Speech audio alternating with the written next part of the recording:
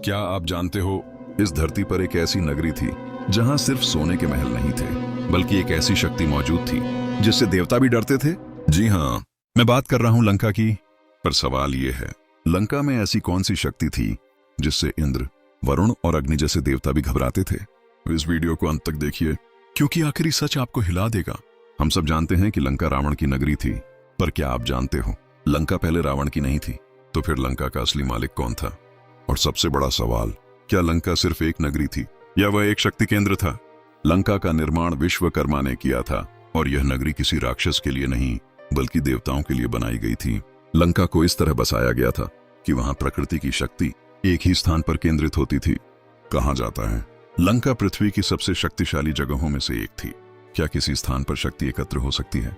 और अगर हो सकती है, तो क्या उस स्थान पर रहने वाला व्यक्ति बहुत शक्तिशाली बन जाता है? पुराणों में लिखा है, लंका एक ऐसे बिंदु पर स्थित थी जहां भूमि, जल, अग्नि, वायु और आकाश, 5 तत्वों की शक्ति मिलती थी। इसलिए लंका सिर्फ एक नगरी नहीं, एक शक्ति का द्वार थी। देवता इस शक्ति का उपयोग धर्म के लिए करते थे, पर अगर यह शक्ति गलत हाथों में चली जाए तो पूरी सृष्टि खतरे में पड़ सकती थी। इसलिए क्या देवता लंका से डरते थे या वे रावण से डरते थे? रावण ने कठोर तपस्या की और शिव को प्रसन्न किया। उसने वरदान पाया और लंका पर अधिकार कर लिया। अब लंका पर रहने लगा एक ऐसा व्यक्ति जिसके पास ज्ञान भी था, शक्ति भी थी और अहंकार भी। जब रावण के पास लंका की शक्ति आई तो उसकी ताकत सिर्फ राक्षसों तक सीमित नहीं रही, देवता भी उससे घबराने लगे। जब एक व्यक्ति के पास ज्ञान, शक्ति और अहंकार तीनों आ जाएं, तो क्या वह विनाश की ओर बढ़ता है? देवता इसलिए नहीं डरते थे क्योंकि लंका सोने की थी, देवता डरते थे क्योंकि लंका की शक्ति गलत दिशा में जा सकती थी। अगर रावण उस शक्ति का पूरा उपयोग कर लेता तो स्वर्ग और पृथ्वी का संतुलन बिगड़ जाता। इसलिए देवता भगवान विष्णु के पास गए और कहा, धर्म की रक्षा के लिए अवतार लेना होगा। क्या यह युद्ध राम और रावण के बीच था या धर्म और अहंकार के बीच? जब रावण ने सीता का हरण किया, उस दिन सिर्फ एक नारी का अपमान नहीं हुआ, उस दिन लंका की शक्ति का गलत उपयोग शुरू हो गया। और उसी पल नियति ने लिख दिया, लंका के विनाश का समय आ गया।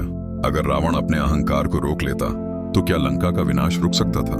राम के तीर सिर्फ रावण को नहीं लगे, वे लंका की गलत शक्ति को भी समाप्त कर रहे थे। जब रावण गिरा तो लंका का शक्ति केंद्र भी निष्क्रिय हो गया। सोने की नगरी रह गई, पर उसका घमंड टूट गया। इस कहानी से हमें एक गहरा संदेश मिलता है, जहां शक्ति होती है वहां जिम्मेदारी भी होनी चाहिए, और जहां अहंकार होता है वहां विनाश निश्चित होता है।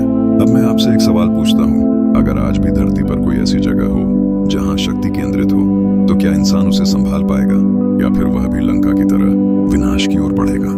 आप क्या सोचते हो? कमेंट में अपना विचार लिखिए।